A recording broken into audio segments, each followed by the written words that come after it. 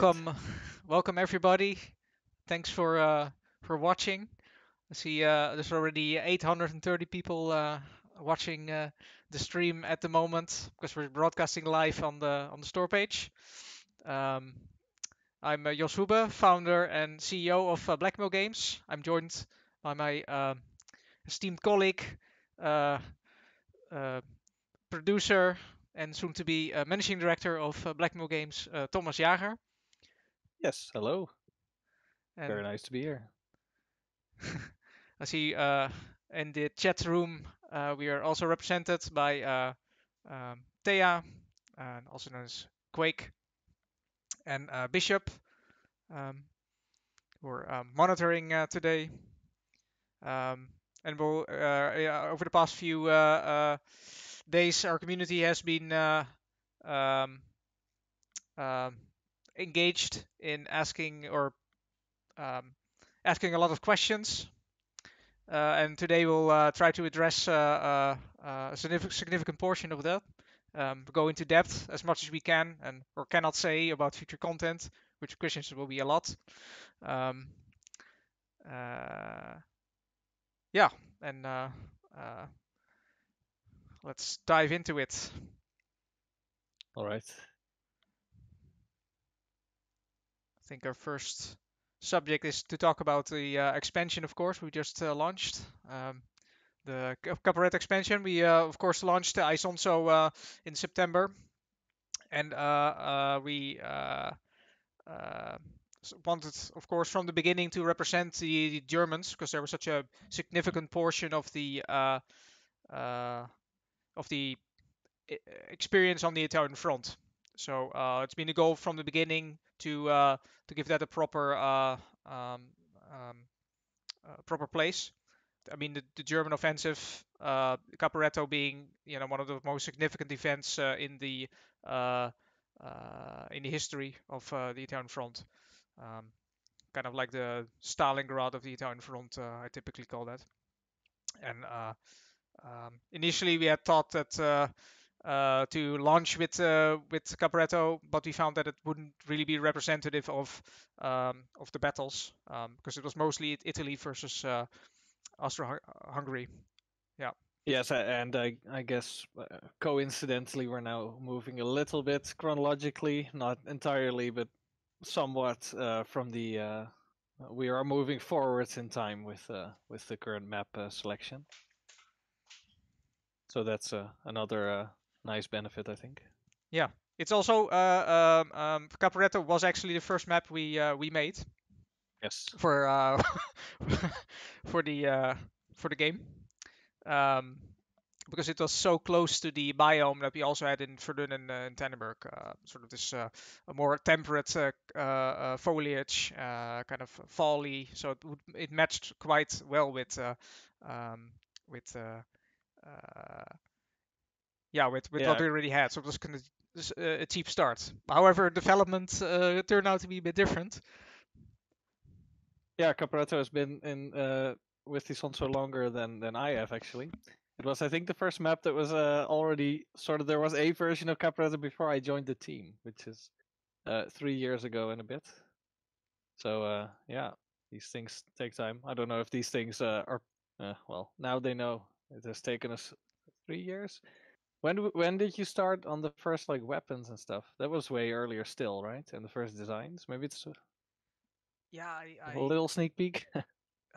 I found some was digging through some stuff we keep track of who worked on what, and I think Guido, our animator, already worked on Italian weapons in 2017 or something, uh, like like 5 years ago. So the first entries of Italian weapon animations were already then. I think the first concept for proper expansion because I think the weapons and the artists were already way before everybody started, and the first concepts started back in. I remember I read the infantry attacks by Erwin Rommel. I think it was around Mhm. New Year's of 2017. Um, sorry, 2017, 2018. And the first concepts were made after that, sort of. Uh, uh, yeah, in the wake of reading that, it was very good inspiration. Hmm. So those were the first design documents were made then, but then it took 2 years, 2.5 years, yeah, before we fully start production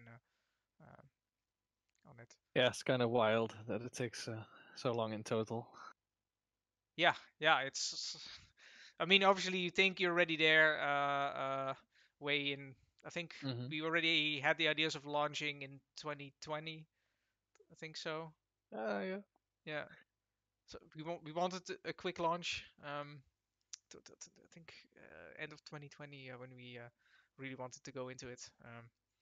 But then yeah, quality improved, and we wanted to overhaul a lot of stuff. I think in the end the product got way. I mean, improved on all aspects. So we did take more time, but the results are there as well. So yeah, so that's the sort of the origins of the Caporetto update. Obviously, we also wanted to do the big Caporetto update with the Germans quite soon after launch because it's such a bulky update, which we wanted to get the community engaged quite soon after the launch. So um, that was another reason to bring it forward. And of course, like in Caporetto being the famous battle, Grappa already announced on the roadmap similar. So you can do an Italian map or an Italian front without Monte Grappa, which is kind of their signature battle, especially Hmm. in Italy. All part of um, German, the Germans being there. So when you make a map about Caporetto, you have to include the Germans because they were instrumental. Yeah, what does it include? Of course, the map Caporetto and um, more than that. Well, the entire German faction. Yes. It's also in without doing our own AMA, but as in factions are so different in Isonzo that it was quite it's very different to add a faction to Isonzo than adding a squad to Verdun, because it's all the squads have 6 classes, and then the classes have their own cosmetics and their own loadouts. I think it's more, yeah, it's the factions are bigger than squads were in Verdun, so that it was a whole different kind of challenge. But I think, well, maybe I'm getting ahead of myself. But yeah, the faction was huge. Of course, we could bring back some very interesting weapons that hadn't been seen since Verdun, and yeah, and we just made it an update where we tried to address some pain points since release as well. So I think it's a very nice rounded update. Yeah, definitely, definitely. Um, I think also with the cosmetics, we can go much deeper than we did um, with the squad system in Verdun, where you of course you had the tiered system, but now we Hmm. can really go make specific customizations for say Bavarians, Württembergers. It can really go in depth. Where in Verdun it would make sense to make a Bavarian squad per se, because Yeah. there's nothing gameplay related that would pull it in. Like okay, what specifically Bavarian? Um, Not really anything really. Um, but now we can with the cosmetic systems. There's more freedom in that to pull that in and make a mixture of that. So that's cool. Yeah, of course, second component is the Royal DLC. We can already see that people really liked it, that we included it. Lots of people actually purchased already the Royal DLC. I think, yeah, way more than I thought of it before. So that's a good indicator that the cosmetics are really liked. And I think we have a nice and balanced approach Hmm. to this. Yeah, bit of a background on the Royal DLC here is of course we Caporetto, the assault took place, involved at the Tolmine Bridgehead, of course, the famous Württemberger mountain, Württembergische Gebergsregiment, led or including Erwin Rommel. was a unit there. I think there were Bavarians on the flanks. So very much tied into the operations that took place at that specific point in time. So that's a background. We actually have some uniforms inspired by Rommel himself. Facial features and mustaches too for the initiated. And of course the the Württembergers have the unique the cockades for both factions, so or for both um, uh, both states within Germany. At that time still kingdoms. That's why it's called royal, royal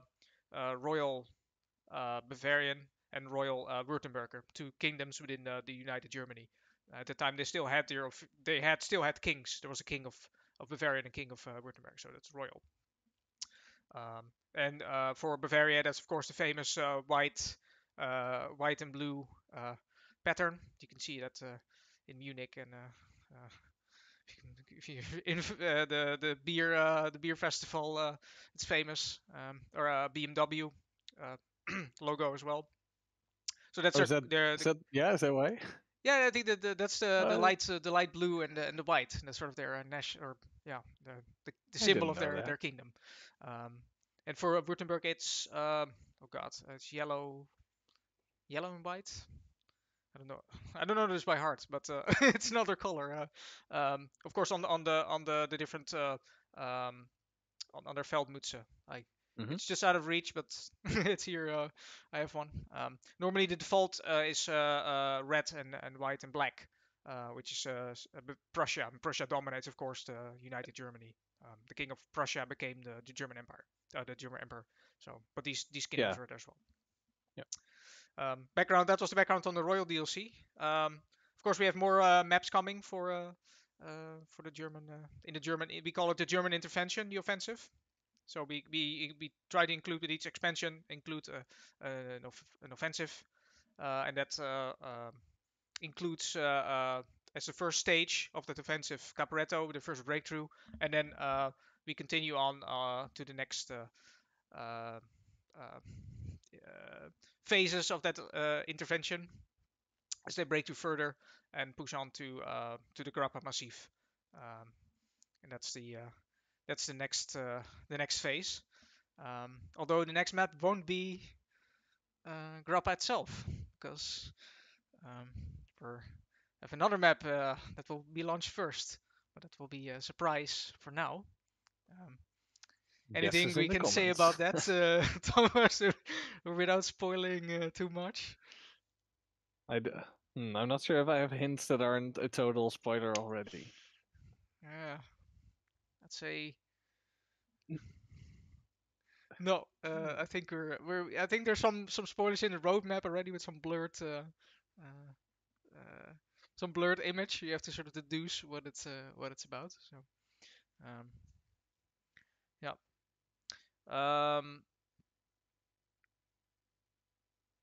Yeah, I think it's would be good to go through some questions that were done by the community. I think how many do we have? Quite a bit, right? Quite a bit, yes. Yes. We have a nice pre-selection here. Yeah, good. You start with the first one. Yeah, there was the thumbs up, thumbs down version. Sorry, a feature. I'm not even sure if it was intended, but it was came with the feature, I think, of doing the poll. So we thought it was nice, and it sort of indicated what questions all of you were most excited about to get an answer. At least we hope you used those little thumbs, because some questions are clearly have a way more thumbs up than others. So we thought it was only fair that we go through these high ranked questions. Shall I read them from our selection? Yes. Yeah, so we can start with a couple of questions relating specifically to the expansion. We have some general questions as well, some sort of workflow related questions like how we operate, and some more off-topic questions. But let's which we will definitely make some time for. I hope. But let's start with the Caprato because that is the cause of this AMA. Yeah. So, the one thing I wanted to say is the call to ask questions was made before we launched the update. So the update is out since this Monday, the 5th of December. But we started accepting questions last week. So some of these questions somewhat already had an answer, but we can still talk about it. So the first question is: will there be new voice lines for the Germans, different from Verdun? By yes, I'm going to commit to this. By King Arthas HD. Just press some. I tried to type. So yeah, what I was saying to get back to the question, yes, there are new voice lines. They're quite a bit, actually, about almost double because we do lots of um, uh, uh, yeah, planting the bomb, defusing the bomb, having the objective statuses, capturing, recapturing. Moving on to the next sector, there are quite a bit, and these are quite a long voice texts. So we have that's quite a significant expansion on what we had. But they're the same voice actors that we had in Verdun Tennenberg. Yeah. Yeah. So we started with the script from Verdun and Tannenberg. We added sort of these also specific voice lines to that, and then we recorded the additional ones for the Germans as well. And of course, we have a unique German voice actor for the Austro-Hungarians as well in Isonzo. So yeah, that gives us two unique German language voices. Yeah, you can ask yourself the question whether the southern German Bavarians and Württembergers should be using the Austrian one because South Germany does have a bit of that southern southern German accent slash Austrian. Um, yeah, Mm-hmm. potential feature we're.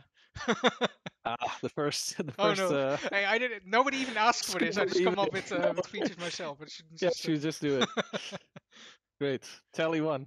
Yes. Now, okay, let's move on before you add new features. Now, are there going to be flamethrowers? Is the second question by Tracksuit Mail. Thank you, Tracksuit Mail. Who knows? There aren't in the Caporetto update, and the roadmap sneakily mentions new weapons on every for every major update. So, who knows? Yeah, that's all I we mean, can say on that. they were used, and we know it. That's yes. Yeah. Next question. It had a lot of thumbs up though. No, Yeah. let me read the update. Yeah. Oh, yeah. What updates will the Caporetto expansion bring to the base game and gameplay? Asks Kataman. What content will the base game receive? Yes. Of course, we included prestiging as a feature. So actually, prestiging in our initial thought was okay. We'll just take over prestiging from Verdun Tennenberg.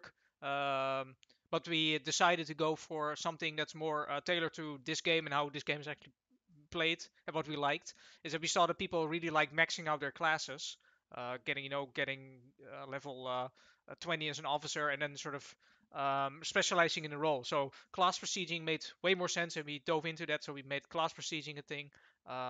In addition, we saw that a lot of people got to level 100 quite quickly, so we extended the the level cap as well in this update. Um, any more features I'm forgetting that went into the base game? Um, Biggest one, no, maybe. I think like I said, some minor things, some bug fixes of course that were long due. Also bots using customization, rebalancing, and the sort of overtime speed increase, which I think is small but exciting. As in, it's a small change, but it could change the balance of the game quite drastically. Balance has been a topic internally with us since launch.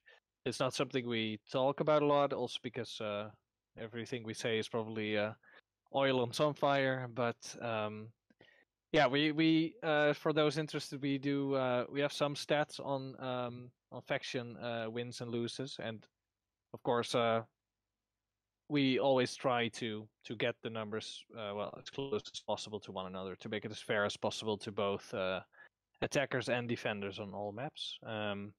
And going forward, I think this Capreto update brought mostly mapping changes and the overtime change, and I think a combination of both will keep happening. So we'll look at what we can do in maps to improve certain choke points, machine gun placements, cover positions. But we can also look at tweaking other numbers, general numbers, and that depends more on.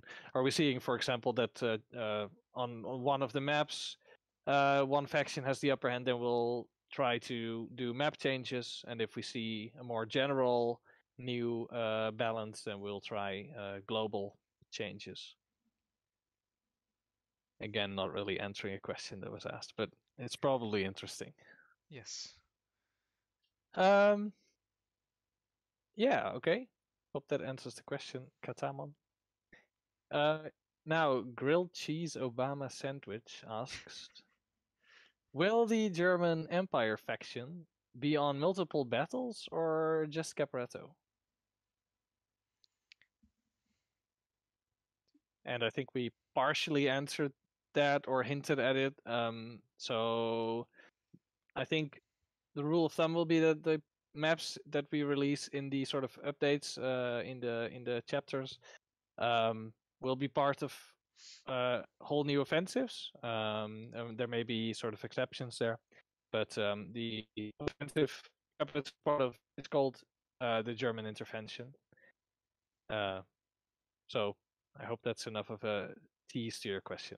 We didn't make a faction just to use on one map. Maybe that's fair to say. Anything to add there? Yeah. No, it's just the three maps, which they're pretty long. Um, um, yeah, I think we cannot exclude that in other future updates there won't be any German maps for variety's sake as well. But this is something we're still deliberating. Obviously, there's lots of content to be featured. So, however, the Germans were only there for 3-4 months out of the 4 years. So having a half a game featured by a faction that was only there for a short time wouldn't do justice to the source material.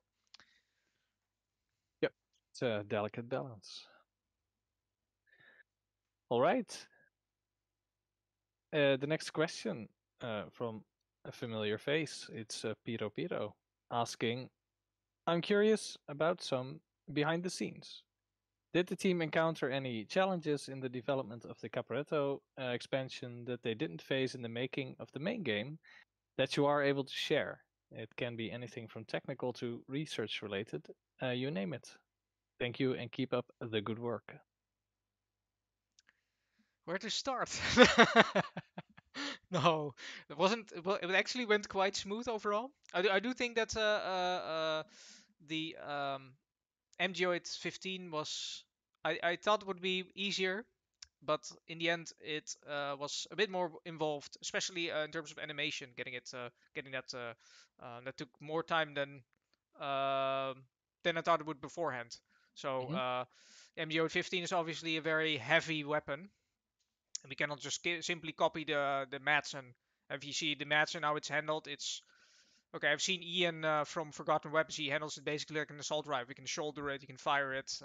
It's okay. It's a bit it's a bit heavy still, but it's possible. But you cannot realistically do that with an MGO. It's 15. Yeah. Again, referring to yeah, we're also sort of crisscrossing now through different questions. So I think I'll just we also have can we ADS with the MGOA 15 oh, that was later literally a on. question. Okay, Yeah, well, yeah, by by Colitis von Christos. ah. So yeah, I think I'll just call them out as we answer them so that we don't have to All get right. back to All them. right. Yeah. Yeah. Okay. Well, there you have your answer. Yeah. Of course. I mean, that was a challenge. So we actually had to develop a completely new set of animations to make it Hmm. look not light, and including a feature where you can sort of brace the gun, which sort of evolved from when we started testing it as time went on. Yeah. So that's one out of the top of my head. Yeah, and I also think just the whole, like I said earlier, affection is quite a major addition in Isonzo, and the balancing is also it feels a bit different. I think, as in we there was balancing for only two factions, so to say, in the Isonzo base game, and adding a third, like 50% of faction extra is quite significant. So getting the German weapons to feel right with while also being in sync again with Austria-Hungary. Well, mostly with Italy, of course, but also with in the game in general. I think was also an interesting challenge because there are some quirky weapons there, some iconic weapons that you want to get right, like the MJ8 or the C96. So yeah. Yeah, those are just some things. Maybe we'll get some questions later on where we can go deeper on other elements. So thanks for the question, Pito. Um, Ziggy Stardust asks, could you give us a little hint about the upcoming Expeditions units DLC coming in the later stages of the Capretto expansion? I noticed a lot of speculation and confusion on the Discord about what this could be about. I presume the name is purposefully kind of mysterious. Thank you in advance. Aha. Expedition. Yeah, that sounds very adventurous. I think I think what we can say it's a German. It's for the Germans because they're the Caporetto. I dare not call it a season, but the Caporetto expansion is focused on the German faction. Um, can I would want to tease more than that. Let's say it will get pretty cold later in the season. So I think it's sort of that's a hint. That's enough hinting towards what it will be. I think it's a good one. Okay.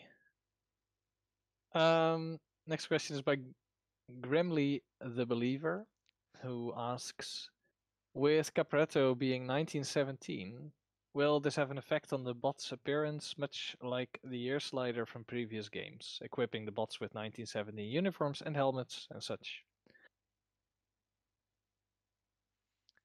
Yeah, it's on the roadmap actually to extend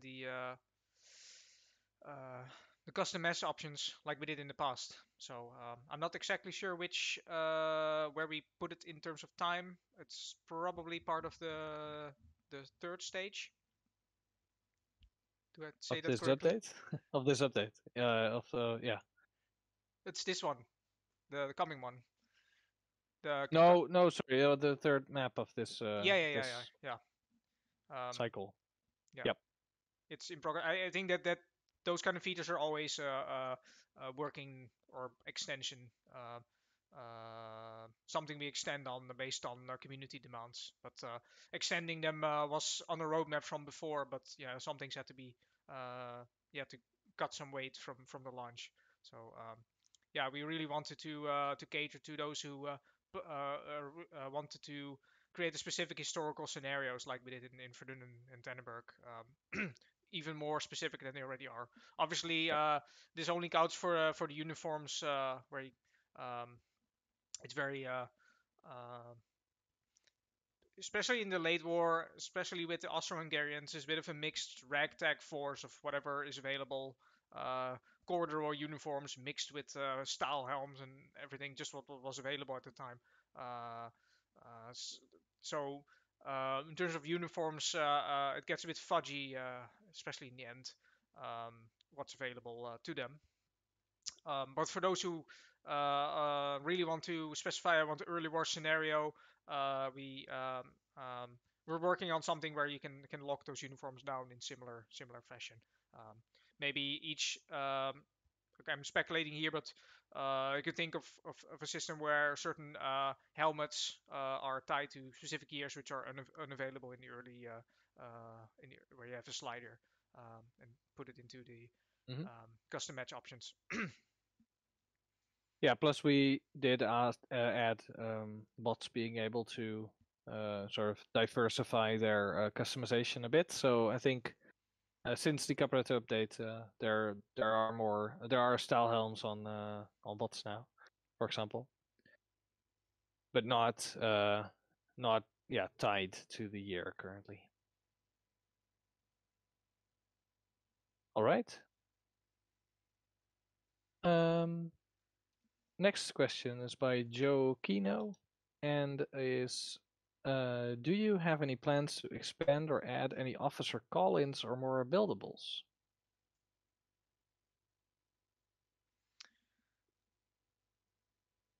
More officer call-ins. That's more than we already have. Um, I don't, no, that's not something we have on the playing. More buildables. We have some ideas, but these are hard to balance, and they have to really fit into um, gameplay. Mm, as you see, we gather more data on what what features people actually use. Um, we might include such new buildables, but this is not really Yep. on high on our on our list. No, no, and I think this also depends on what specific things you're thinking of. So definitely let us know if you have suggestions for things you think should be added as buildables, for example. Or call-ins. I think we have a sort of nice rounded assortment of call-ins actually, but yeah, maybe we did miss something we can add later. Who knows? All right. Grand Emperor Binks asks, when you are researching the battles, locations, and equipment portrayed in your games, what sort of research do you do? How involved is it? And are there any museums, historians, or other professionals you collaborate with? Um, yeah, that's always quite a broad question. What research do we do? Of course, there's a great availability of online research. That's sort of our starting point. Mhm. Um, um, so that first of all, there's lots of archival material available that is our public access, especially when Yeah, you have. which Sorry. which I think was a little bit more limited for the Italian front because most sources were either in Italian or in German. Um, Yep. so yeah, I remember you saying this that the sort of books in English about the Italian front, if you compare it especially with the Western front, of course, then it's well, I don't know, like 100 to 1 or something. There Yeah, are yeah. still Well, literature is another component, but yeah. that's very limited in this case. There's only Hmm. 5 books, Yeah. and I try to read as much as possible as available. You get into some obscure things, and most of them mention the same, the same battles. It's very it's not like each book has a unique perspective. It's mostly rehashing and mostly focusing on the battles on the Lower Isonzo, which okay, rightfully so, where the most of the troops have obviously fought.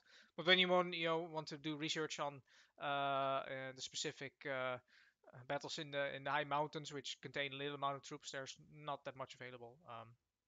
So yeah, that was a challenge. And of course, we did our own trip back in 2020 already. Time flies. Yep. 2.5 years. Yes. Um, yeah, so two. Yeah, Yeah, 2 years and a bit. yeah, crazy. October, I think it was. COVID between the first COVID wave in between those. Yeah, it was a nice trip. I would like to go back again, definitely. But we visited the locations we currently featured in the game. Personally, we couldn't go into Slovenia. Couldn't go to the bridge. We really want to see the bridge. That's on Sabatino. Yeah. We as Dutch people at that point in time were banned from Slovenia. So Yes. um, no Caporetto or or sorry, Kobarit, or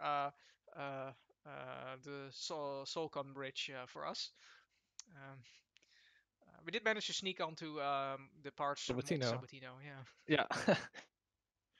We admitted to a crime on stream. Yeah, yeah, yeah. Flew the drone into a tree and Ah, well. almost jumped off the cliff of the Sabatino because there was a wind and the head blew off, and then I jumped after it. Of course, a naive Dutch person doesn't is not used to very steep heights, so would have made for an interesting headline. Isonzo developer crashes off Monte Sabatino doing research. Yeah, We but even lost the SIM. No, not a SIM card. An SD card, right? yeah, yeah, yeah, yeah, In Italy, one yeah. of If the you drone fell and the SD card fell out. yeah, yeah, yeah, yeah, yeah. It's tragic. Yeah, the it's still somewhere. So if you find yourself on Monte Calvario next to near Gorizia, and you want to go into a thick thorn bush forest, there you might find interesting drone footage on a micro SD card. So the treasure hunt is on, I guess. That would be amazing if someone found it. Yes. Yeah, to uh, sort of answer the second part of this question, in terms of experts, I know we worked with, for example, the Great War Channel in the past. Do you know if we also like did we use it as a source as much or more after the fact, right? Then. Yeah, yeah, yeah. This is a corporation. They used us as a Mhm. source for the documentary on Durmont, where we, of course, recreated the that level, and we went there. Uh, Yeah, and of course, for Isonzo, we worked with the firearms expert reacts series of GameSpot with Jonathan, who's probably a celebrity in the for the listeners here as well. And yeah, I think there we felt a bit the same. Now it was after the fact, but it would be very nice to also work with yeah, people like him. Yeah, before the facts, and of course, honorable mention to our history buffs, our community history buffs, who are basically our, um, yeah, our own panel of. I don't want to insult them, but mostly hobbyist um, historians and weapon experts. So I think they provide an invaluable source of little, yeah, little feedback, little details. Numbers and stamps we get wrong on the weapon. So I think it's yeah, they are a great source. They were a great source in developing these also. So thanks. A nice shout out to our history buffs. yeah, yeah, definitely. Community and reenactors are a big Hmm. component. We work together with Matthias Yeah, Palmer from United States, who's a reenactor, Matthew Palmer. and His uh, nickname is Matthias. He's yes, called Matthew. yeah. Matthias. United States, he teaches at university history, and he's expert in Austro-Hungarian uniforms. So he helped us with outlining that, navigating that maze, which is super extensive. All the cap badges and different uniform combinations to get the most out of that.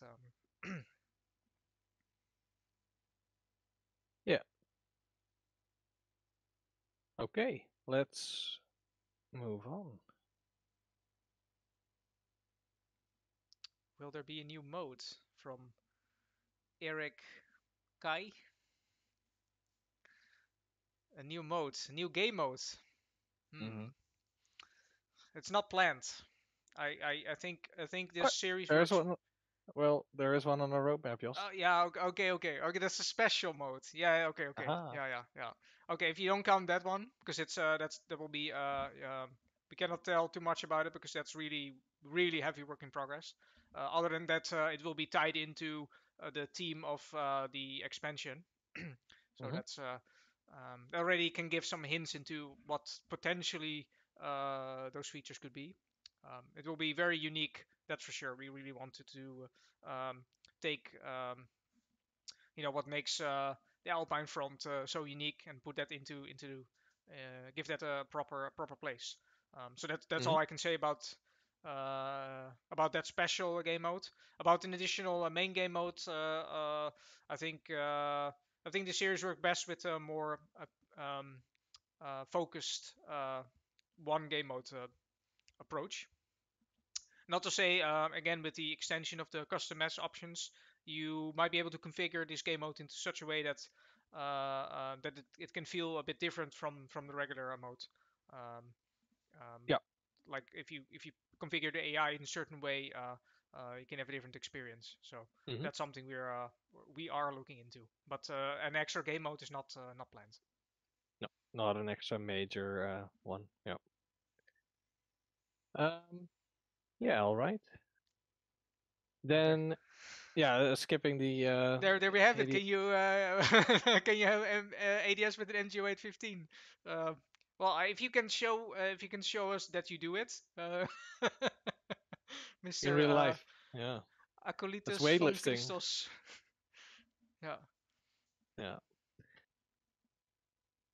Okay. Then Flopper1 asks, will Germany be the only faction added, or will other ones be added in the future? Also a popular question.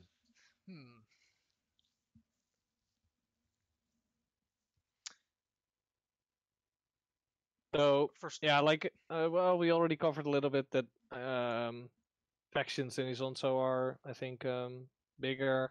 They cover more classes than something like Verdun. Also, yeah, all unique sort of on Inferdun. It's sort of themes on the same thing.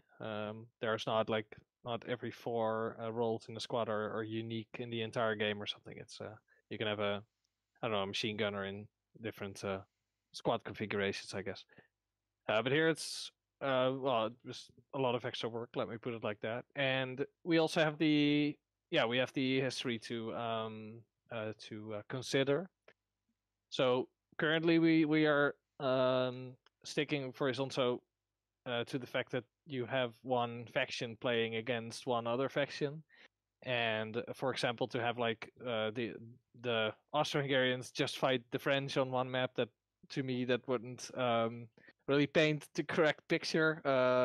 And it asks, it summons questions like, oh, do you pick your faction or something? These are, I think, complicated things, as well as like we already said, the adding an entire arsenal for a faction is quite different to adding a few weapons to, for example, represent a minority of an Entente faction in Verdun. So where there you might we might you reuse a couple of weapons and add some other ones to create unique configurations. Here we would have to add, all the French weapons or all the English weapons to sort of round them as a faction. I think yeah, maybe it's not a definitive no if we could get a better way of involving them, if you would split factions or something. But currently it's not something we're we're busy with. yeah. Then there's also the representation question. So the only 3 candidates would be uh, uh, uh, well, America, which sent 1 regiment at the end, which did not see combat. So I guess that's already eliminated by sheer not being in combat.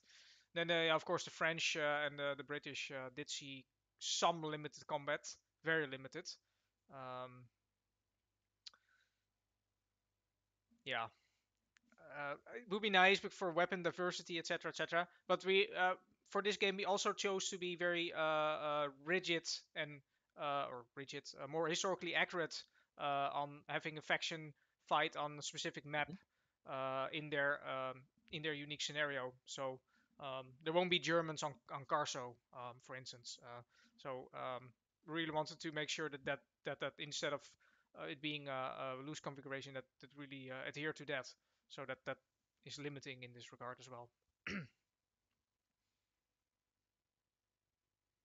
Yeah.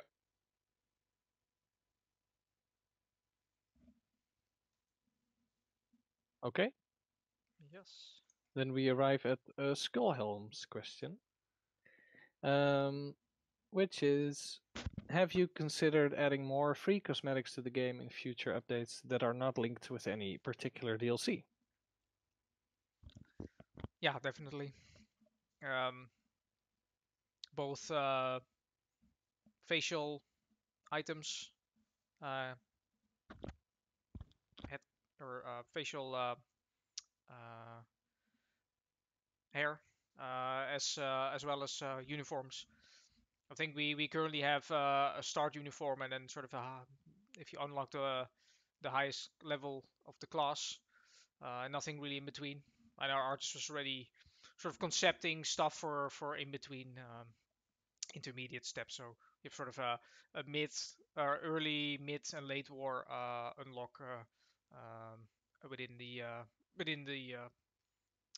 class, for instance. So you have a bit Mhm. more freedom. Um, yeah, I think that's it. And in addition to that, we have on the plannings to also unlock the headgear that's currently tied to very specific avatars to more avatars. Mm. I call them avatars, but more uniforms. So currently we have, if you unlock a specific style helm, it might only be available on late war veteran um veteran Austro-Hungarian assault, for instance, but there's no reason why the default infantrymen or early war, mid-war uniforms wouldn't have that same style helm. Um, so that configuration loosening is also on our radar. Yeah. With- Yeah, I think that's a good point. It does provide more options, especially for also for DLC related helmets, I guess, to use them with base game uniforms as well, yeah, yeah, potentially. yeah, yeah. Yeah, Yeah. but a point there I wanted to make is that we don't compromise. We will never compromise on giving Alpini cap to an infantryman or something, or something that's completely not correct. We still adhere to our rules. It's just that some rules are a bit enforced a bit they're enforced very strictly, but they can be a bit more loose because there's no reason not to. Hmm. Yes.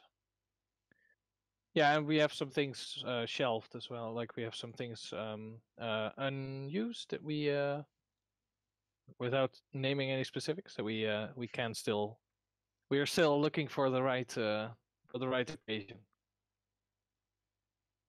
All right.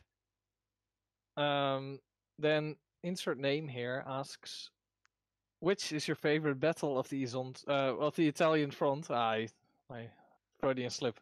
Which is your favorite battle of the Italian front and why? None of them. I would never want to fight in any of them. The favorite battle. Mm. Well, most fascinating battle. Yeah, I guess yeah, indeed. It sounds a bit like what's your favorite animal, which is something nice. But what's your favorite battle is a bit. I know what you mean, but I have to say the wording is a bit odd here. Um,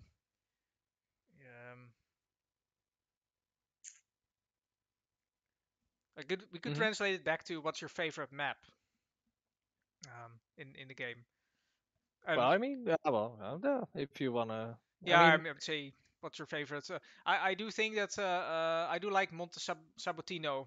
I think best of all because it's such a it really shows the progression of the game really nicely. So you fight on the mountain and then down the slope and then across the bridge and into a town. I think that really sort of the experience we want to give players.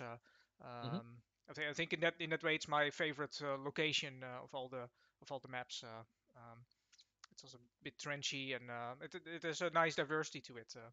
So that's definitely my favorite location. Mm. Um, uh, what about you, Thomas? Haha.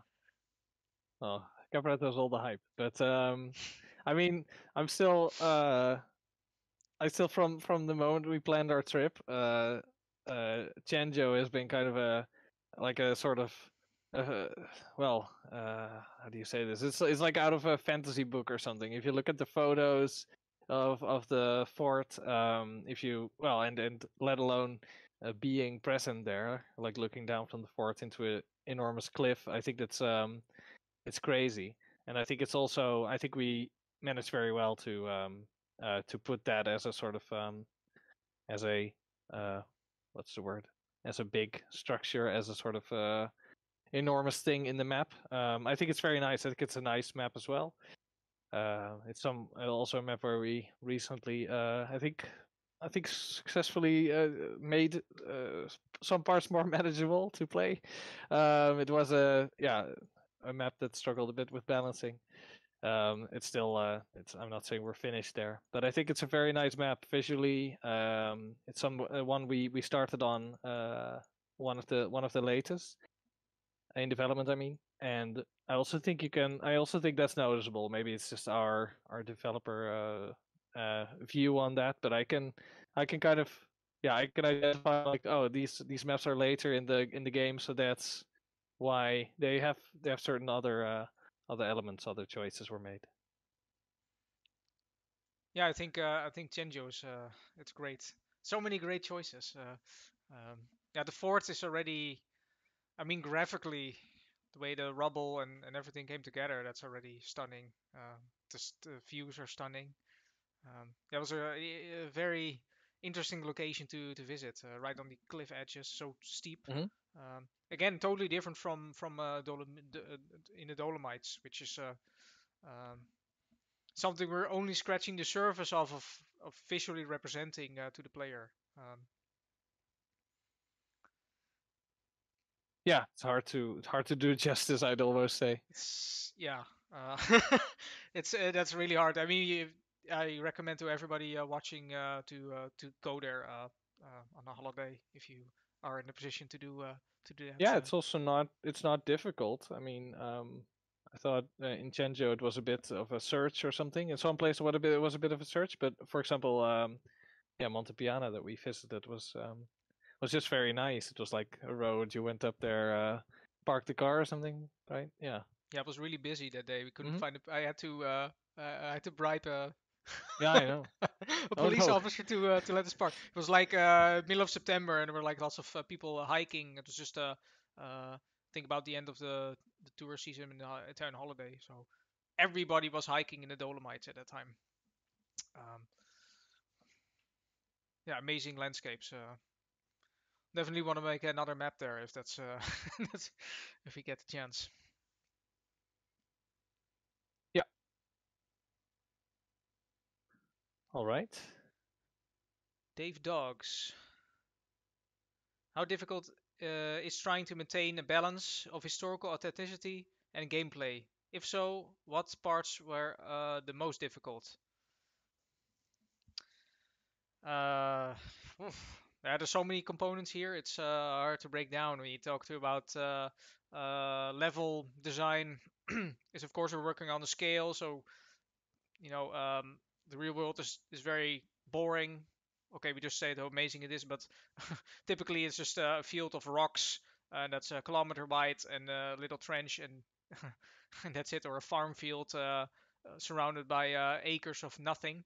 And to translate, that into actual gameplay is a challenge uh, from a design perspective. So on one hand, you want to maintain the sort of composition of reality versus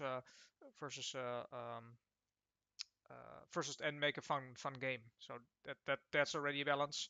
Uh, Level design, or sorry, the um, weapon balance. Certain operation of weapons are really slow. Um, Revolvers are really very annoyingly slow. You want to do justice by it, but also Mhm. make it fun and engaging to use.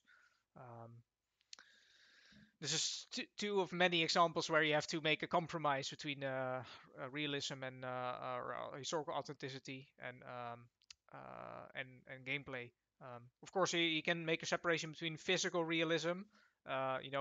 Is there bullet physics, or how fast do you move? do how does weapon sway work, etc.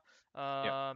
That's a slider, and how far you go into that. But then there's also the historical composition. I really would like to separate those two. People lump them together, but I think you can make a perfectly realistic game, but the historical composition can be off. But you can also make an historical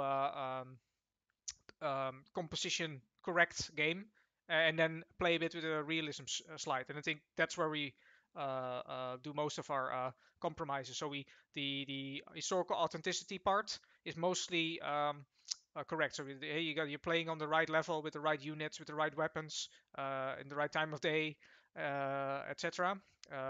But however, physical realism takes a slight back step. So uh, um, you have perks and things like that to spice up the gameplay a bit more, to make it a bit more accessible. So there's always the accessibility versus the realism there.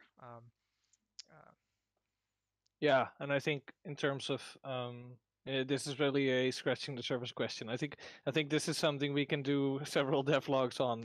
As in the whole map development process, I think is very interesting for yeah, like getting to the nitty gritty. Um, yeah, and as well for as a weapon balancing, I think the sort of logic and vision behind this. Yeah.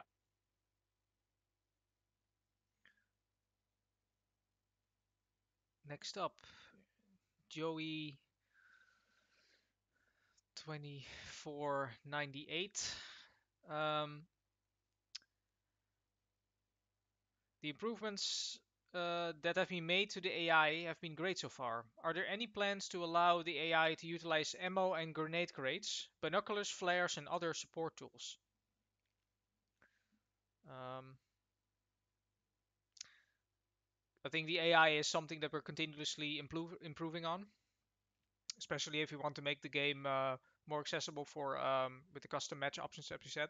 Um, so um, I'm not aware that we currently have planned this, but it falls very much in the line of things we would extend the game to do over time as we um, uh, make the game more appealing, also from a sort of single player perspective. Adding these things would make sense. Mhm.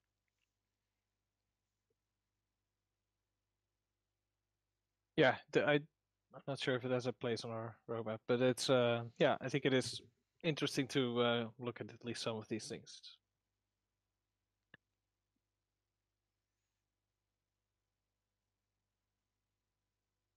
All right. Um, Precision. Precision asks on console, have you considered implementing any communication tools to help players communicate and coordinate, such as voice chat or text chat?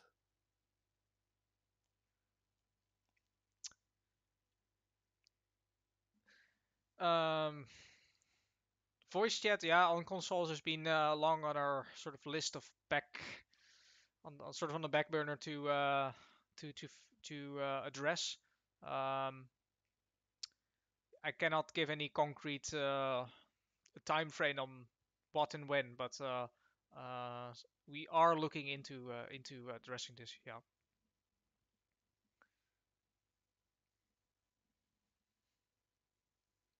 I think that's all I can say about this Mhm. because it's such a complex thing. There's the APIs, there's different things you can do. There's Epic Games has their API. Unity now comes with their thing. Microsoft has their cross-platform thing. We're looking into deploying any of these.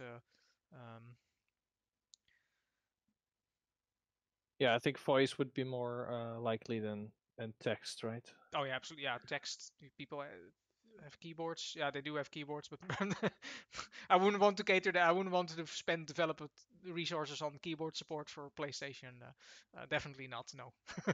So you can count that. You can scrape that off the list. Definitely. Yeah.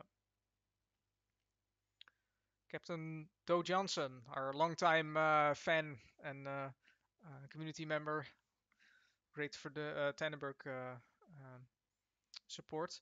Um, why, unlike previous games in the World 1 series, almost all the rifles in Isonzo sound the same. For example, all the Italian rivals have the exact same shooting sound. Most Italian have the same shooting sound. I do think there's similarities between the echoes that we've implemented, because there's like an underlying system where the echoes are the same, but the weapon core sound is different. Maybe the difference is not pronounced enough. I know it's a layered system where we have the different layers for the different weapons, and in the distance they sound pretty similar. Um, I don't think there's a different system than in the other games, so maybe it's less pronounced.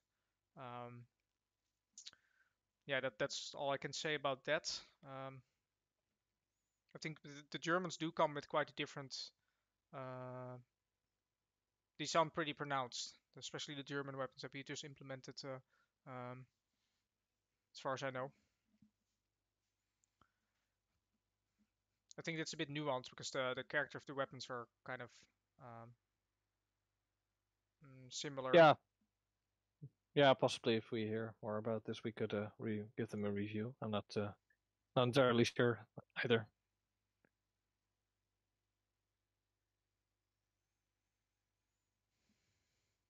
Nabolith. Will there be more German customization? Specifically, a high-ranking officer with a longer coat and a decent headgear, Pickelhaube or Chaco, something similar to the Avanti DLC. Um, there will be more German customization, definitely, as we said earlier. Then high-ranking officer with longer coats and decent headgear. Yeah, I think so. Yes, I was there during the when we reviewed all of them, so I can remember such a thing. Yeah. Um, I mean, we how we go about is just okay. What's um, I think we went about this as exhaustive as possible. So, what possible cool German uniforms do we have that are realistic, and just put them in, but that are still make sense. So, this sounds definitely like something that I've seen and um, uh, that should be part of the next um, uh, pack. Um, Pico Haubo obviously did see use on the Italian front. Um, we have pictures of that. Certainly in the rear line troops, they were deployed. And Chacos are already part of the current set. So we have the Bavarian, um, like either Bavaria or Württemberg has a unique uncovered Chaco for the officer. The the Chaco is Hmm. the sort of how to describe it. Yeah, the Uh, cap, right? The one with the usually covered as well, or yeah, is it a yeah, yeah, different yeah. one? It's Yeah, a Jaeger. It's a with the Jaeger thing. little thingy on top. Yeah. Yes, exactly. Hmm. So that's you have a covered version for the regular infantry, and then only the officer, because not everybody. I mean, the uncovered Chaco, that's something you would wear on your parade or something. That's Yeah. not something in combat. So Exposed and shiny. yeah, yeah, yeah. So the only the officer can have that. Yeah.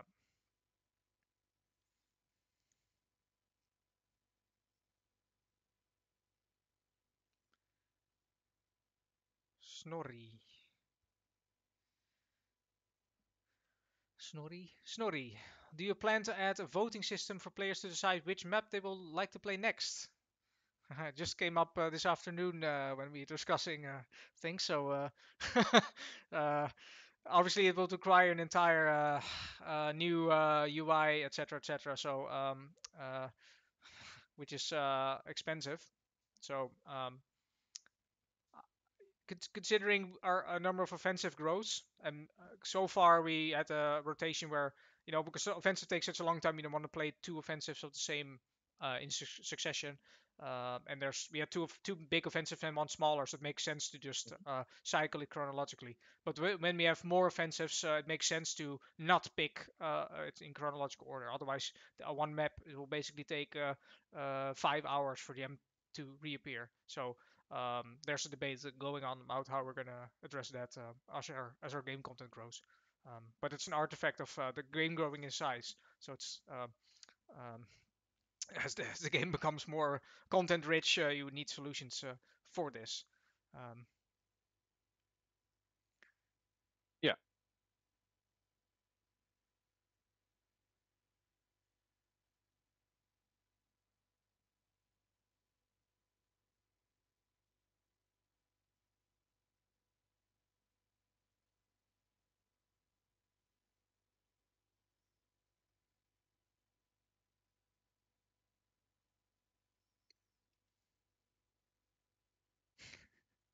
you want to take this one, What's Thomas?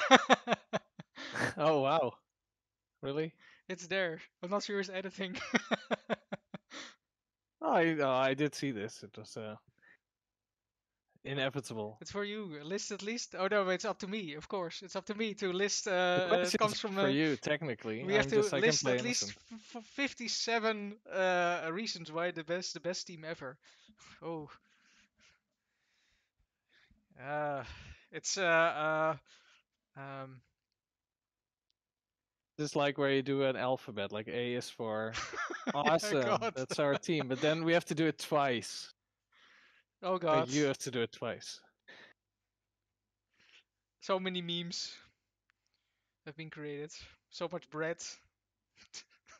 that's so many bread memes. That's definitely the uh, uh, definitely a thing. Um, no, in all Maybe you can say seriously, a bit about. Yeah, we are in a very exciting place with the team, I think, and sort of closer than ever, I would say. So maybe you can say a little bit about that or what we're going through in a positive way. yeah, it's a big transition we're going through now. We're expanding and people getting new roles, and I mean, our roadmap is more ambitious than ever. Our the team is also more capable than ever. It's more streamlined than before, so that's definitely yeah, definitely going uh, superb actually. People taking taking initiative left and right. I mean, we used to come from a situation where me and the brothers would sort of wing everything, and now it's uh, fully the team has grown tremendously in the last months, and especially going up to the launch. It's amazing to see how that came to be. Yeah, tremendous pride for for what we've built together. So even though we're not physically in the same place, we managed to grow as a team. That's great. Yeah. Yeah, yeah, and I think beyond that, just how active everyone is in the community. Just seeing different faces in the community server is very nice. Also, just playing the game together when Capreto released. I think everyone's really yeah really involved. It's very nice indeed.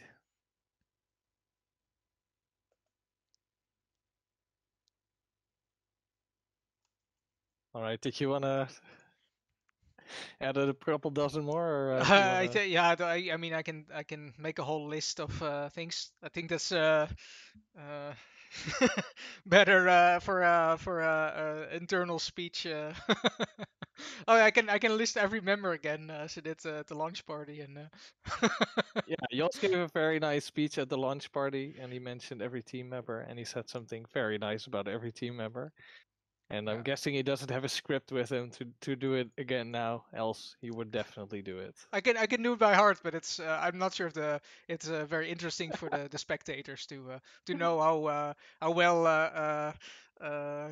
somebody worked on an animation system overhaul or spent until 3 a.m. QAing the launch, um, which all definitely happened. Those are true examples. Um, yeah. All right, we'll have to sprinkle the other 50 reasons through the communication in the next year. Yes.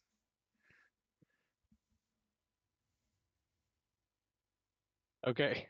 The next question is from Kai is tired of our, well, maybe so people knows their nickname. So I won't finish it here on stream. Let's keep it PG.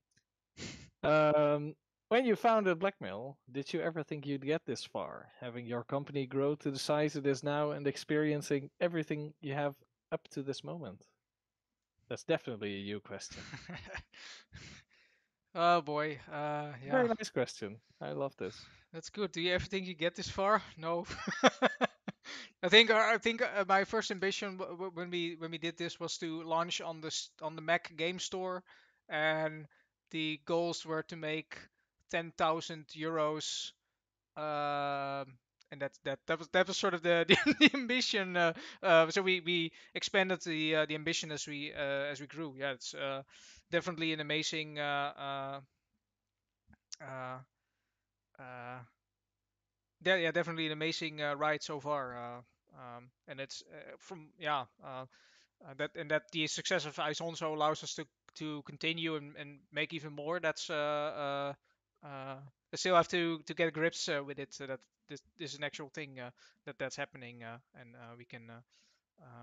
we can keep going, and we can build a team and do all sorts of other cool stuff. So um, yeah, where and obviously the fans, they're very much appreciated uh, what we do, and that we have a lot of people coming back in, and how well received the game is, and that we can improve our own capacity and make better games than we did before. So it's an improvement on all fronts. And Yeah, that's great. I could never imagine that we would have ended um, come this far. Um, yeah. I just see there's a second paragraph in the question. Oh, Also, geese or mallards. Okay, you didn't know I would be in this AMA. I think it is I there's very no clear. choice now. It is very clear. You also, if you had an answer and it was not mallards, that would have been the wrong one. We all But like I will ducks. say, Untitled Goose Game, Yeah, it's but very nice, that's a good and game. Yeah. it's crazy that there's no Untitled Mallard game, and maybe Blackmail Games is not the company to fix this big problem we have as society. But I would love to see it fixed. Untitled I'd say Mallard that's game. a nice game jam entry. Hmm. Entitled All right. Mallard game. The answer is mallards for the record. Kai. Okay. Then we have a question by very Dutch nickname Oerwoud, which freely translates to jungle, I'd say, or what is it? Oh well, doesn't matter. Big old forest. Let's be fair. The most important question of all: coffee or tea? I think we're split on this one. I'm definitely tea. Oh, yeah. I thought I saw that the chat was giving me flack for not drinking coffee, which is my apparently my public personality by now, thanks to Raquel and other team members. Coffee? Um, What? I missed something there. I know you're coffee with a Bialetti. well, yeah, well, I impressed Raquel greatly with my consumption of coffee at events like West and Gamescom. So, and yeah, Raquel is dutifully noting that you indeed had that shit ready very, very quickly when answering the question. That you had a tea Yeah, pot there. I brought it specially for this. Oh wow, damn! I didn't bring my. I did get the Bialetti by the way. It's there. What is it? The Alpini one? Yeah, I did. No, I did. seriously, get it. Definitely. Well, that is Okay, one awesome. sec. Yes. See, the Mallard appears with it's a developer Mallard with the eye patch, which only developers and testers have, and of course the helmet. All right, there we go. Big reveal. Oh my It's god, very that's it's awesome. very cool. The lighting is not great, but oh no, it is very shiny and very cool, and you can use the little thing to open it. Oh no, I could. Oh no, I'll break it. Yeah, Wait, don't. see. Ah, how cool is this? Very nice. Yes.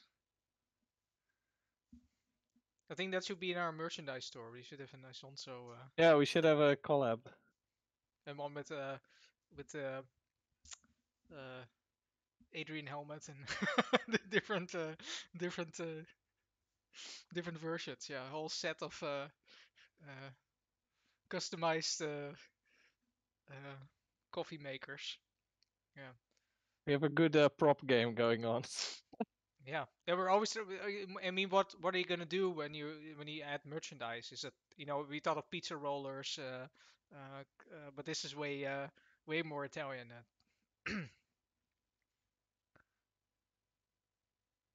Yeah. Okay. Let me. Flexis, Whoa, Lexus. since this isn't asked me anything, oh boy, and there are no warnings about random questions. What's your favorite steak sauce? And if you don't eat steak, what's your favorite sauce on meat? Instinctively, I would go for pepper, but that's kind of vanilla. Yeah, it is.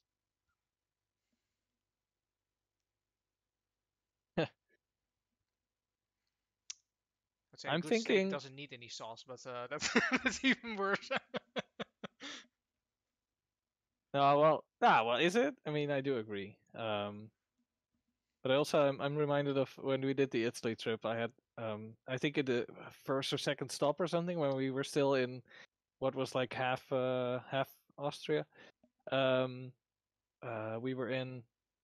Yeah, we were our first dinner, I think, or first dinner in Italy or in Tyrol somewhere about Hmm. there. I had venison with red wine sauce, and that was really that Yeah, was yeah, yeah, yeah, yeah. so incredibly good. I don't know if it counts as steak, but that was uh, that was really good. Yeah, deer steak. That's very good. Yeah, with red wine, a little bit of it's always a bit Christmassy. That if I go back this winter to get the wild, let's say it um, Game, game game meats. Yeah, definitely yeah, wild boar and venison, reindeer, things like that. reindeer, yeah. Definitely uh, definitely great in the yeah, red wine sauce is a good one. I mean, everything is good in Italy. I mean, the whole trip was just top tier pastas and dishes. Yeah. We digress a bit from the steak, but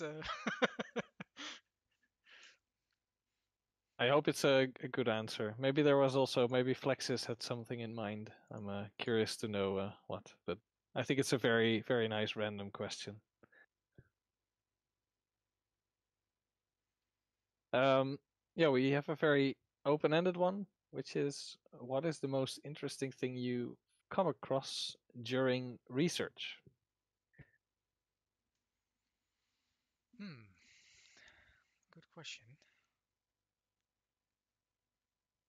The most interesting thing. Yeah, you would assume this is some kind of what most interesting fact you came across. Hmm,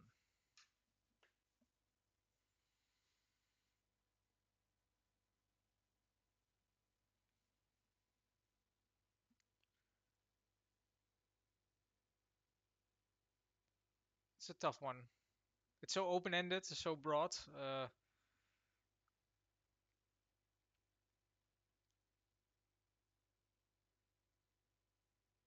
Yeah, yeah. For me, I wasn't before we started this. I wasn't familiar with the Italian front at all, so to say. So everything I learned was new. I thought it was fascinating, also from a sort of the war politics, so to say, with the side shifting and everything. It's yeah, certainly one of the more a lot happened there in a relatively small front. Yeah, it's definitely the whole logistics behind operating in the mountains. If you go there, even on a good day, it's tough. During the summer, getting up in the mountains with your comfy car, with enough horsepowers that they would have only could have dreamed up back then across smooth roads. It's challenging. Now imagine that in winter, which with your even with the car that's already challenging. Some roads are closed. Now imagine that back in the day, in the winter with no, vehicle, having to do that all by foot in conditions, and then you once you get into the mountains, getting to the peaks. So it's just that whole um, uh, getting around is so overwhelming. The Yeah, that's definitely something you can only realize when you sort of get more. It sounds very abstract. Oh, the troops were fighting in the mountains, and that you know, often in history books it gets two lines.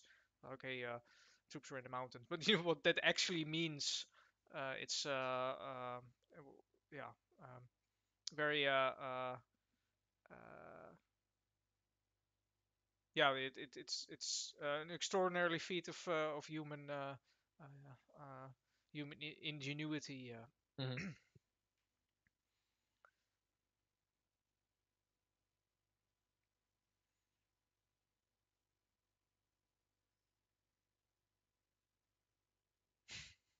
See here a question. What's on Thomas's tie? Is it ducks?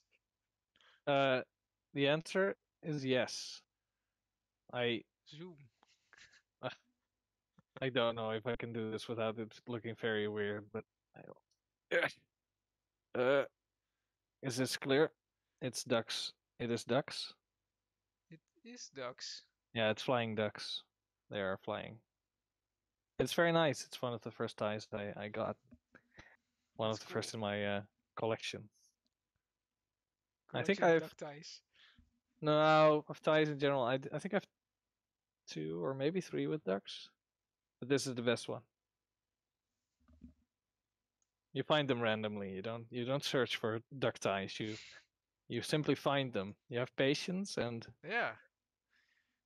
motivation, and then you find them. Yeah, I've been looking for. I'm looking through the chats a little bit for questions we might have missed. Sorry, it was hard to multitask. I was looking in the Steam chat. I've been looking in the Isonzo chat. But if there was anything that we missed, you still have a shot of getting your question answered. Yeah, so I also I know Kataman already asked another question, but I know what was secretly on their mind all this time because they've been asking a million times already, um, and that's if I thought it was fair to at least address is like is there any chance of doing other voices in the Austrian Hungarian ranks than Germans because we have done it in the past, of course.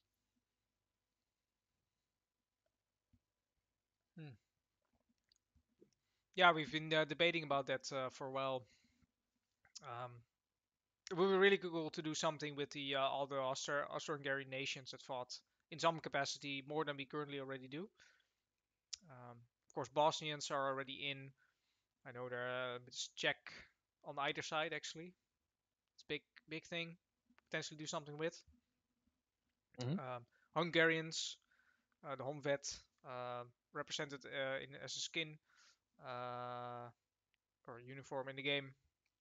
Um, we have Hungarian texts, but not for the um, uh, the objectives and the offensive specifically. I mean, there's Slovenian and Croatian as well. I think Croatians were particularly engaged on Monte Sabatino, as far as I know. So that's yeah, all of that interesting potential inclusions. And then, of course, on conversely on the other side, there's all the Italian dialects. Um, I mean, there's Trentino accent is pretty pronounced. I'm somewhat familiar with Italy and the Italian language. Um, Oh, you lived there, right? yeah, exactly. Uh, I can distinguish some accents, but not all of them. I mean, I think the Trentino and Friulian accent is pretty pronounced from an outsider. Sort of this uh, the R is sort of stumped or something. For I think that's Trentino and Friulian, if I'm not mistaken. I'm probably being shouted. And but then all of the Italian provinces slash autonomous regions have their own unique language. Florentine, which is sort of became the template for the rest of the country. Like Sardinian, Sicilian, um, quite different from each other. So that is also a potential thing to look into. Of course, the Yeah. Sardinians are also represented as a very specific unit um, in the game. I think our main infantry unit is a brigade from Trapani, which is western Sicily. Of course, all the Italian units had the collar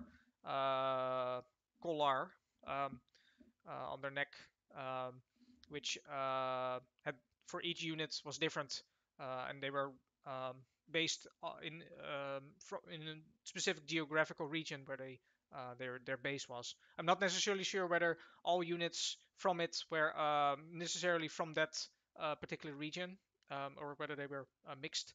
Um, but the current one we have is a Sicilian outfit, which fought on both on the Carso, Sabotino, and in the staff expedition on Montecengio in the area there. So it is a unit which saw combat on all the maps which we represented, which um, uh, um, you can only imagine if you on one in uh, you fight on one moment you fight on the Carso, but then also have to fight the Straff expedition.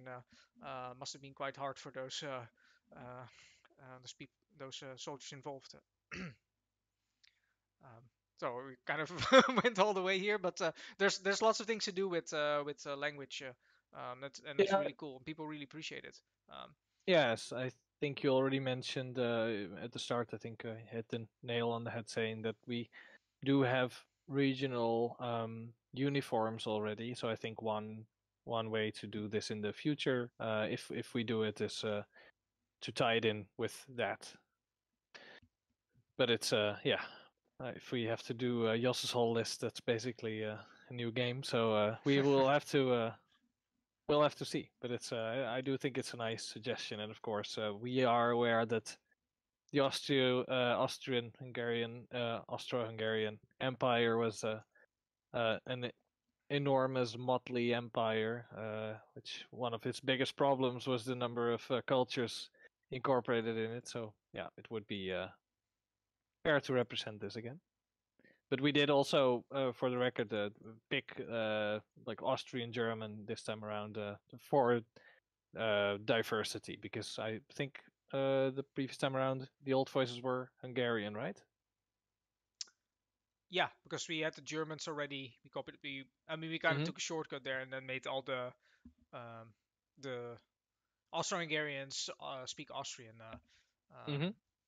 Sorry, we speak Hungarian. Yeah, correct. Yeah, yeah. Yeah, So it's same shortcut with a different route. yeah.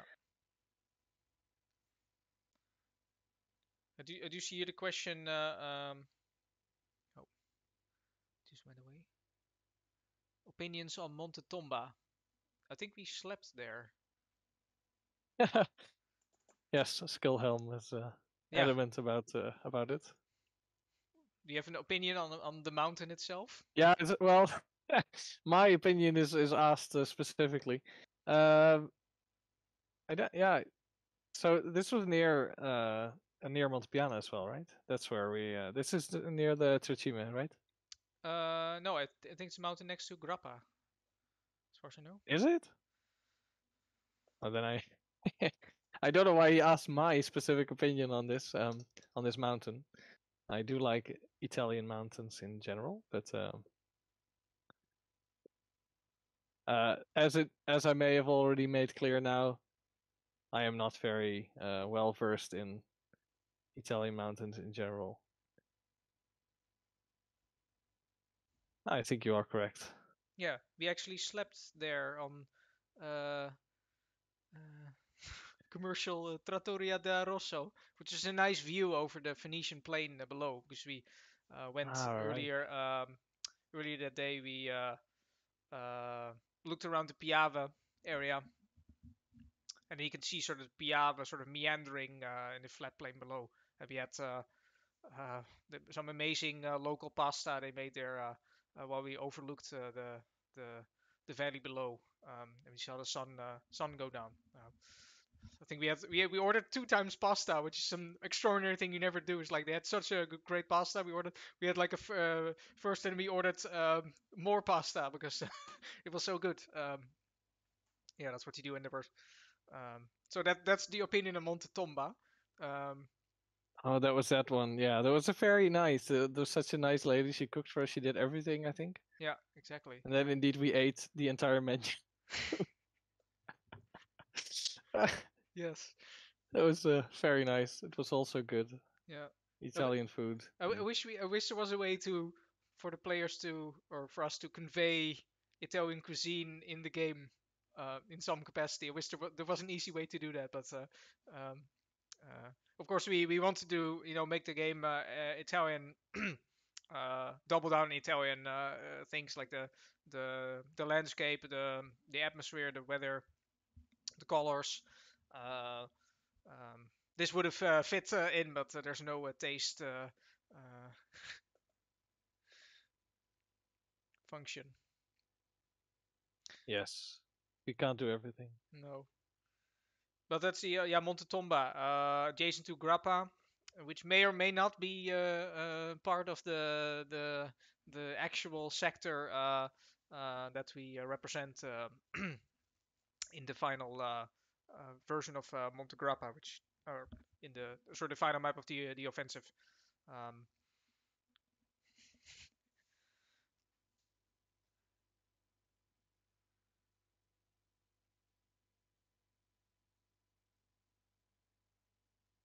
Will you And ever of course, consider detaching classes from army branches, Bersaglieri only being snipers, Alpini only being scouts? Um, yeah, it's I mean we're trying to, and this is where you do compromises or make an interesting uh, historical.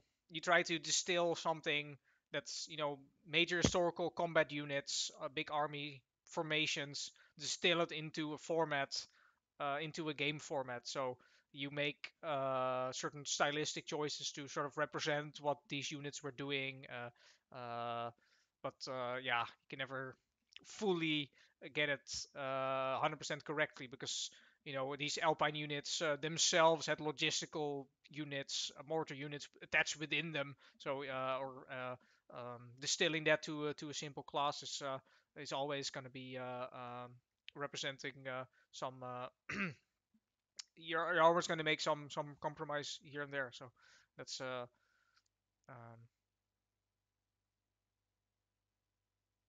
yeah, and I mean, we we sort of we try to incorporate all the famous, well-known kind of units and regiments into the classes, and I think it's a little bit almost the same as what you said about food. I mean, you can't you want to represent everything the front has to offer, but sometimes you have to make you have to still accommodate it within the logic of the game.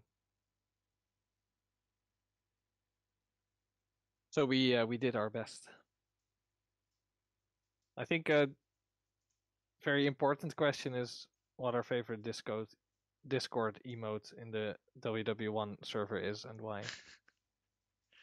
I can give you some time to think because I have a whole list. oof. So of course, Raquel, I think I maybe have the credit of starting to add the custom emoji. I added Isonzo once, but just from in-game art, so I cannot take a lot of credit for this.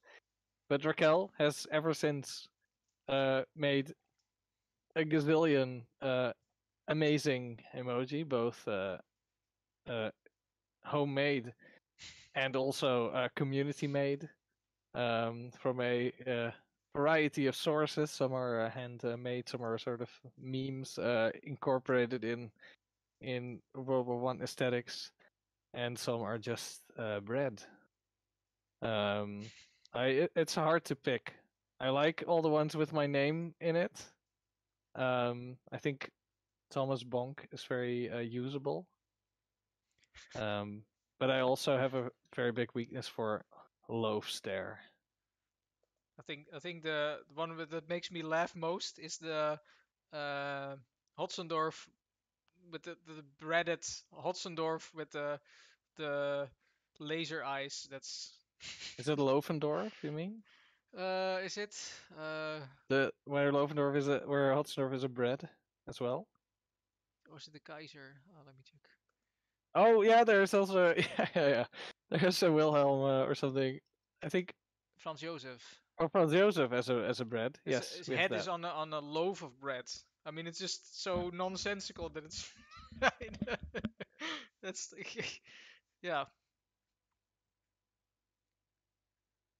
Which is a nice segue to if there's any plans for adding or incorporating more memes into the game, such as in achievements or I guess also Easter eggs.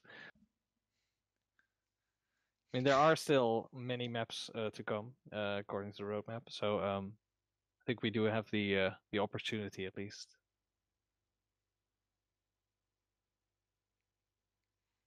Definitely something with bread or pizza or no, it has to be a loaf of bread now. This is your Baguette. chance to incorporate Italian cuisine in the There game. we go. Yeah, yeah. We did, of course. But we had something with April's Fool. We did have pizza in the game. That's true. I got some pizzas and on one of these oven things. Yeah. No, but the whole community is crazy about bread. For some reason, took flight even when IGN started featuring. We started to the community came out and started to do stuff about bread. It sort of became, it started to live its own life. Yeah, community's great with community memes. Yeah, we have. Yeah, it's not like we haven't thought about it at all. In our close testing, there was one fan favorite bug. Do you remember what it was? And we did make an Easter egg of it. Was it the floating cup, right? It was a floating cup, yes. Um, yeah. So if I remember correctly, we made an altar for it. So there was a floating cup in a doorway, and I'm very bad at like where this was. I don't remember. I have trouble navigating my own city, so I also have trouble keeping our maps apart sometimes. Uh, Despite them being amazing and very varied. Um, so we had a floating cup in a doorway, and we kept it for a couple of tests, I think, because everyone liked it so much. But at some point, we had to remove it. But we did give it eternal life, and I'm sure that some community members have already found it. Only close testers know its significance, of course, but yes, it doesn't mean that more might not follow.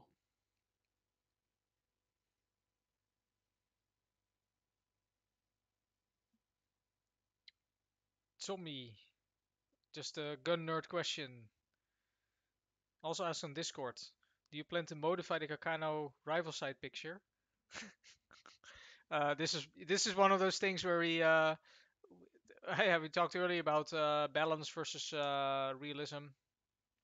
I think the side picture of the Carcano is if you have the V notch on the rear side and then the front side, it typically goes at the bottom of the rear uh, in the side picture.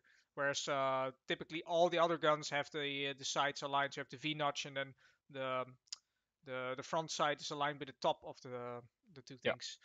Um, and when you're Yeah. swaying the rifle, there's some misalignment at some points as well. So if you're expecting the V notches to align, for 99% of the players, it will feel very bugged and weird if they are not in top alignment like all the other guns. So this is one of the things where for uh, not making the game feel bugged, even though it is historically accurate to do it, we opted for the sides to be top aligned instead of bottom aligned. Um, Purely because otherwise people wouldn't know how to operate the gun, and it would feel bugged. And um, if it wasn't the case that it would feel weird relative to the other guns, and people would have problems operating, we would probably have swayed it the other way. But this is really a decision where you have to sway it into um, playability, in favor of playability. Yeah, yeah, it is a tough one. I have a sort of weakness for these historical quirks as well. And but this is a tough one, I think, also because yeah, making it sort of a setting basically uh yeah, makes our testing the game and stuff twice as hard, and it might confuse players even more. So yeah, this is it was a hard choice for us. We contemplated it a lot of times. Yeah, there's many of these discussions all the time where we have to something comes in and somebody makes a suggestion about changing this or that, and then it's um, yeah, you have to make a decision, and either you're gonna please historically minded, or uh, people are gonna be uh, uh, uh, confused, or expect something different, or the experience is not um, what is not as accessible. Um, so it's always trying to find the right balance in this case. I think it wouldn't have been the end of the world if it wasn't uh, if it wasn't top aligned. Oh,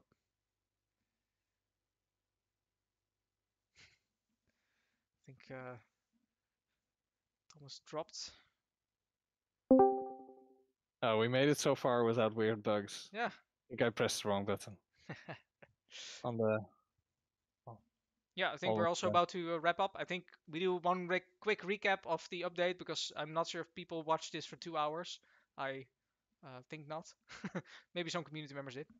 Um, yeah, so again, to summarize, we just launched a major update for our game Isonzo, which is part of the World War One game series.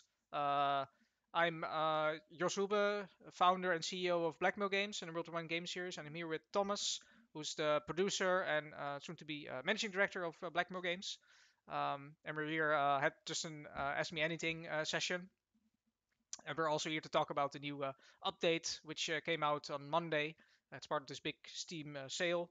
I see there's like 900 people watching. So we also will be recasting this to YouTube. We'll be uploading it later. Yeah, we just launched a big update, major updates for the Isonzo game, containing a big faction, the Germans, Imperial Germany, combined with 10 weapons, right? Their arsenal. or more. 10, yeah. A Count them all. lot. Yeah. The basic And I German think arsenal, yeah. our biggest customization pack ever. Yeah, yes, exactly. Um, yeah, great update. Also contains a prestige mode for all the players who um, finished the game's content. They can return and show off their prestige in the classes um, with new icons to show for. Uh, yeah, that's the update. Came with a map, an amazing map, Caporetto, which takes place on the Tolmino. Now I forgot the Slovenian name. I think it's Tolmino. Um, uh, yeah, Coleman, right? Bridgehead, Yeah. of Mm-hmm. course, Yep. fighting up to the famous Mount Kolovrat um, in October 24th, 1917.